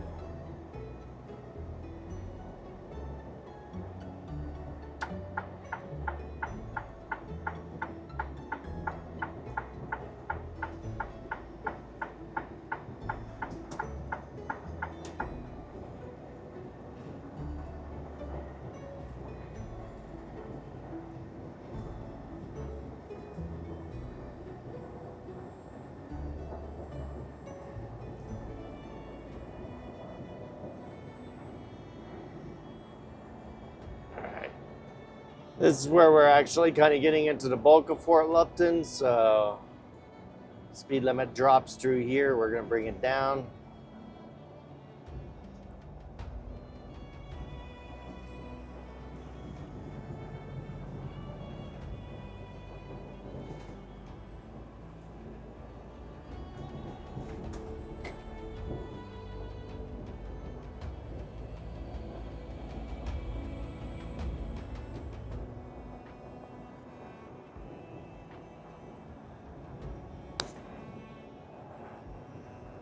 Keep checking my microphone. I'm like shocked that it's still on and recording.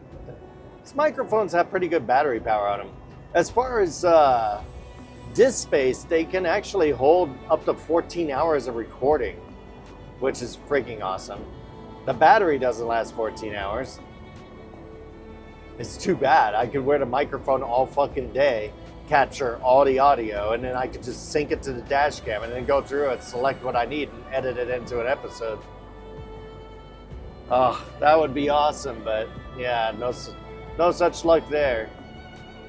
I think the batteries do last a couple hours on these mics if they're going, so hopefully this microphone will last until I get up to Greeley.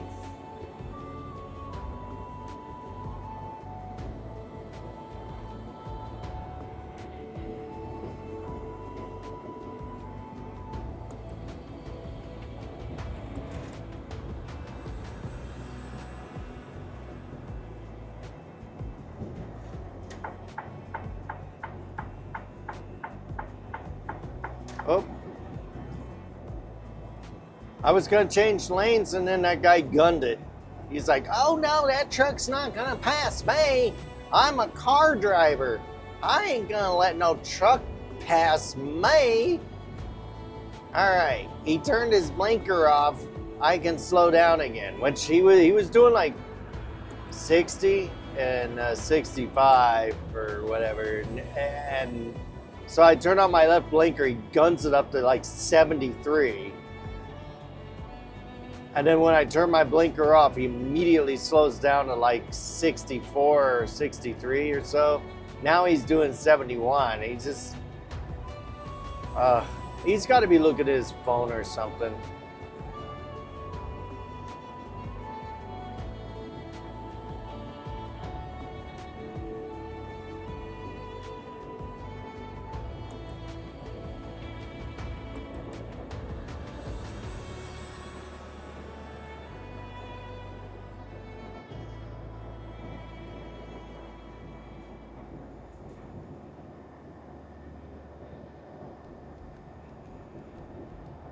Can't believe I left my laundry at home. God, that's fucking irritating. Ugh.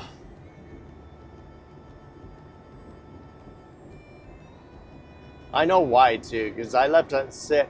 I cleared off the bed because my wife and her sister were chilling on the bed with me watching like TV and stuff. And yeah. That's right, yeah, because the bag got set down on the floor, and so it became out of sight, out of mind. And that is something I'm terrible for. If it's out of sight, it's out of mind. With me, out of sight, out of mind really is a thing. Something could be dead set important to me, but if I set the notification or whatever, sticky note or whatever, out of sight, doesn't matter how important it is to me, I'm still gonna forget it, which just sucks. Dude, that dude went up to like 90 miles an hour. Bye, Felicia. Quick, name that movie. Yeah, you know, I hear a lot of people all the time saying bye, Felicia, but they don't know where the line's from. They don't know what they're referencing. They're just like, oh, I just heard it a lot. I hear it a lot online, or I see it in a bunch of memes, or, you know, whenever I'm complaining on the forums, people say bye, Felicia. So I thought it was just a thing. Like, yeah. So it's out of a movie called Friday, which is a funny fucking movie. It's got some serious elements to it, but it's mostly humor. It's kind of a wrong side of the tracks humor type thing, if that makes any sense. And I believe it takes place in Los Angeles. In fact, I'm absolutely certain it takes place in Los Angeles. It's basically just these guys that are going through a really hot damn Friday afternoon into the evening. The whole movie really does take place over the span of like one afternoon. It's crazy. It's like somebody got pulled over. And the speed limit drops here too, so we're gonna slow our ass down. Yep, somebody got popped for speeding.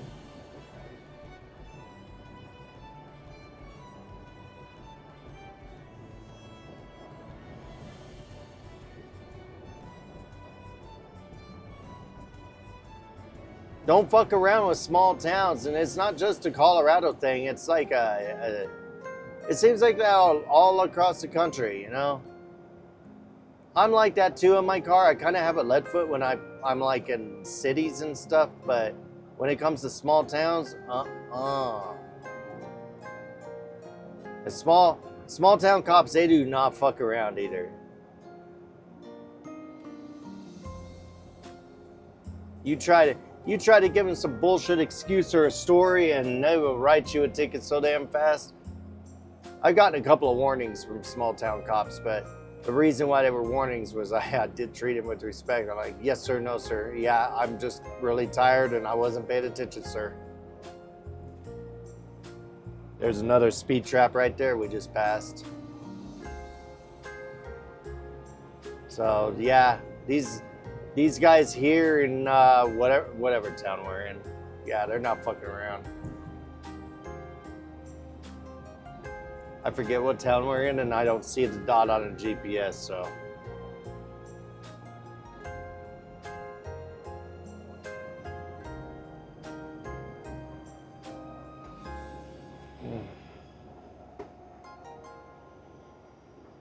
But I see Mr. 90 mile an hour guy was on his game, because he didn't get popped. That's weird. Even zooming in, I don't see a town name on this at all. If I zoom out, do I get a town name on this? Platteville. Wow, I should have known. I picked up loads from here. I have picked up loads from Platteville. Not in town, but that way just a little ways. Between here and I-25, there's a dairy that their address is technically Platteville, Colorado.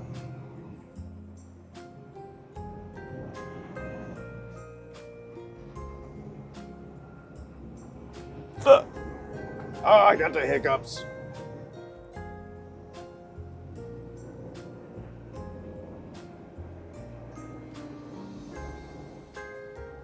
"20 minutes left. You guys sick of me yet? If not, just a reminder that I love you all and I appreciate you being here, and it's kind of awesome that you're joining me on this journey. I'm kind of excited about trying to record this week. It's going to be a pain in the ass because it is so hard to record episodes when I don't have the SD cards really to do it properly. I'm really hoping that I have the discipline and the integrity to get this filmed because I really do want to share Christmas week with you guys. The only thing that would ruin it is if I'm like dead tired and I go to bed and I forget to put the dash cam or pull the dash cam out of the window and pull the footage before leaving the dash cam running and it records over itself. I can only get about, based on I kind of put a balance into it. The dash cam is not set at the highest quality that it's capable of. I can actually get higher quality footage. But the higher the quality, the less footage I can fit. If I go at the lowest quality, I can get like 3 days worth of footage onto a 512 gig SD card. With the best quality, I can get like half a day and that's it. So my balance is, I think I'm recording in I'm pretty sure I'm recording in 1080p. Actually, I think I'm doing the one that's better than that. I think I'm recording in 2K.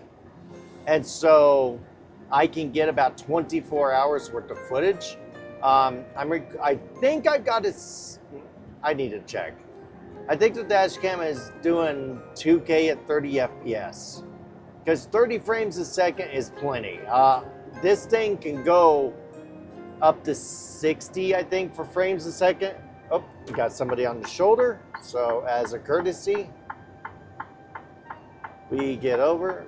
A lot of states, it's a law to you get over, but law or not, you should be getting over for that anyway. It's just a safety thing. Anyway, I don't know if I'm recording at 1080 or 2K, but either way, I can get about 24 hours worth of footage. 30 frames a second is plenty fast enough because YouTube doesn't show faster than that, really. The way YouTube's processing is when you upload a video, you end up with like 30 frames a second anyway. People title their video like 4K 60 FPS video, and then they upload it and they don't realize that YouTube is like downgrading their shit so that YouTube can maintain their servers.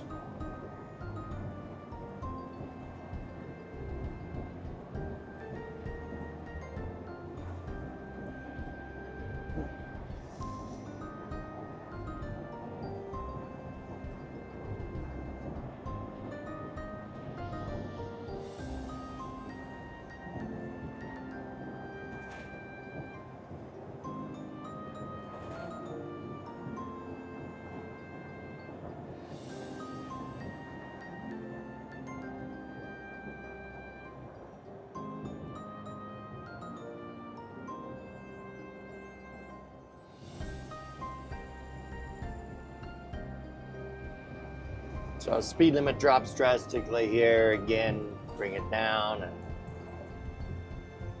just relax on through. Got about 15 minutes before we shut down.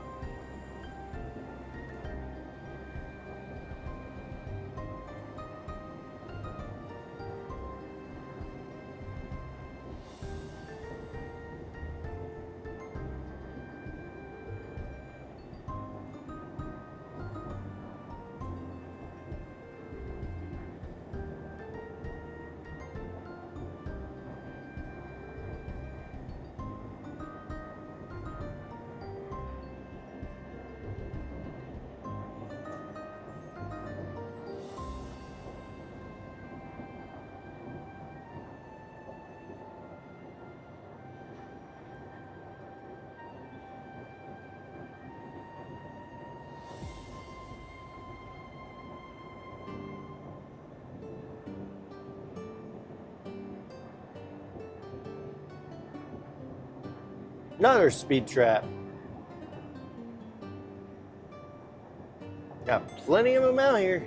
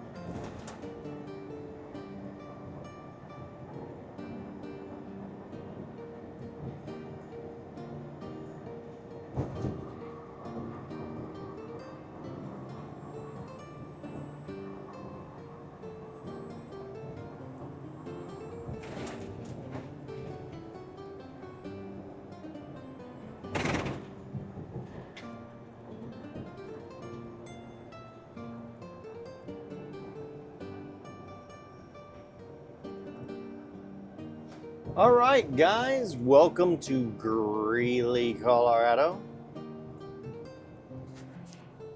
And the mic's still going. Holy crap. DJI, you're performing really well tonight. This is actually LaSalle, but LaSalle's just scraping the south edge to Greeley pretty much. I got a speeding ticket in LaSalle like 20 years, I think it was like 20 years ago.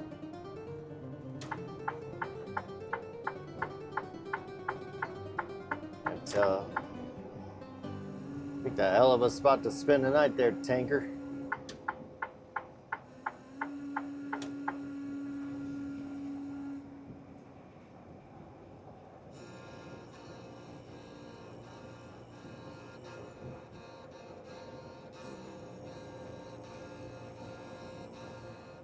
We're going to be staying on the side of the street too, but we're going to be like on a side street. We're not going to be like on the fucking highway.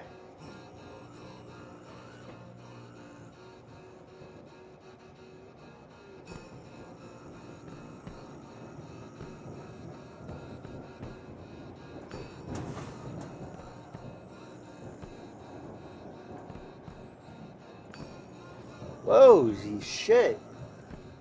People just fucking, if it weren't for the reflectors on their bicycles that they're walking, I'm like, damn. Like, I saw the reflectors at first. I thought it was just more reflectors, like these on the side of everything. But then I saw they were like moving, and the second thing that my brain processed was like, oh shit, you're not looking at reflectors, you're looking at eyeballs, and that's wildlife, and it's gonna run out in front of you. And then the brain processed that, oh, it's people walking bicycles. Still enough to fucking wake you up though, that's for sure.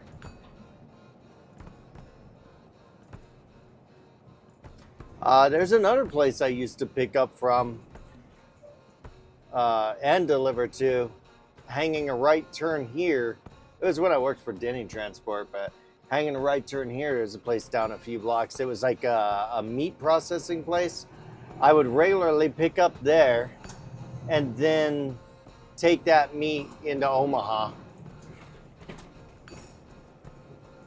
Nebraska. Which that one is a full day's trip.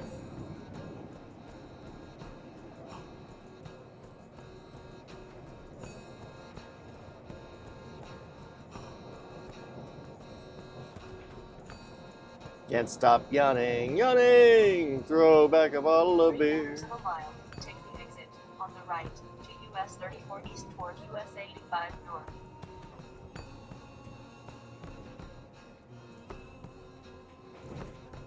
If we time it right, we shouldn't have to come to a complete stop. Yay!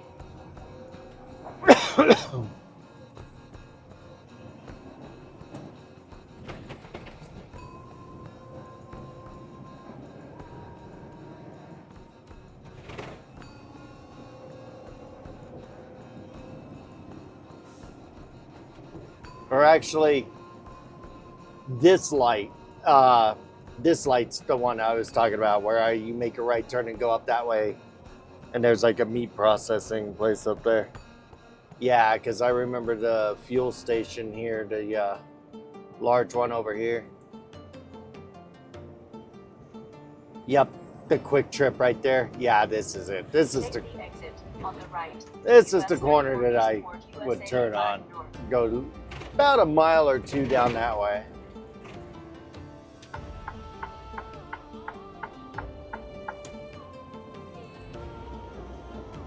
One half mile, take the exit on the left to US 85 North toward Cheyenne. So, coming right out here, we gotta go to the left. That's why I like coming up at night, because I don't have to fight a bunch of traffic to shove my way over, because there's not, for a car, this is nothing. Cheyenne. Cars don't even have to fucking flinch here, but a truck needs to immediately get over. That's literally how short it is right here. And then this right lane's gonna come to an end right around this curve.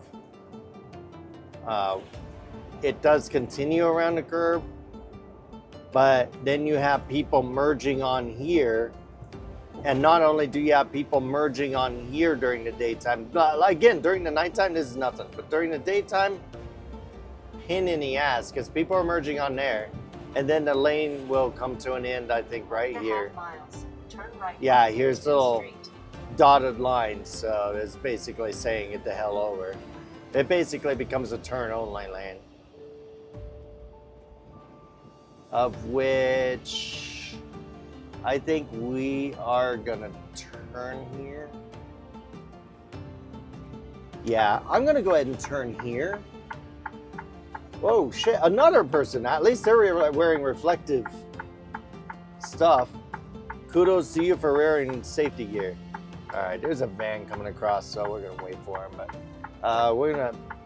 I think where I'm wanting to go is up there a little ways, but I'm gonna pop over to. I'm gonna pop over one block because that's how we're gonna find our parking spot. This customer does not allow overnight parking, so we're gonna be parking on this side Turn left street. on First Avenue. We're gonna First Avenue up here. We're gonna be spending the night on it, unfortunately, but no choice. There's no overnight parking actually at the customer. There is parking closer to the customer, but holy shit, that scared the fuck out of me. I really got to get that stupid crate with those straps out of here. So I don't know if I put that episode up, if I put the episode up that I recorded, but the last load I delivered when I got home this weekend, they just out of the blue, interestingly enough, the dude put a milk crate in the back of my trailer, just chock full of straps. Oh my God, I don't know if it's like a thing or not that they're doing that 1.25 for, miles. but Turn left on 18th Street, then take the first right. so the thing is I'm ending up with so many straps. I could supply a freaking army with the amount of straps I got back there. Turn left at the traffic light, then take the first right. Why? It wants me to go back to the road, to go back up there, to come back across this road to the... You know what? I'm just gonna keep driving. All right, it's this next block. So I just turned one traffic light too early.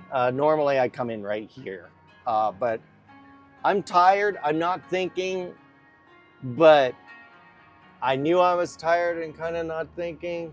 And so that's why I turned when I did, because it's better to come in early and find my spot than to miss the turn and then try and have to go around a block and come back and get situated to face that way.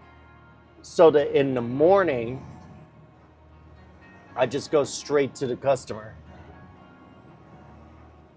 All right. So this is going to look strange to you guys for a second. Don't worry. I'm not like falling asleep at the wheel. I am coming over into the bike lanes here, and we're going to go on the other side of the bike lanes. There is just enough width right up here to where when I pull up and shut down, the bike lane is still open. I'm basically going to be parking right along here. The back of my trailer will be clear of that driveway. This place here has no activity on a Sunday. The place back there, I never see any activity on a Sunday. So here we are. Literally, this is it. This is where we're shutting down. The big building, I don't know if the camera's picking it up, but there's a big building you're looking at over there on the right. It's a fucking huge ass facility. That is where we're picking up in the morning. I can tell just from looking from here, the line of trucks along the left of the road up there have already taken up all the spots. And there's nothing between here and there. And there's nothing on the right side of the road because there's no margin like this. So yeah.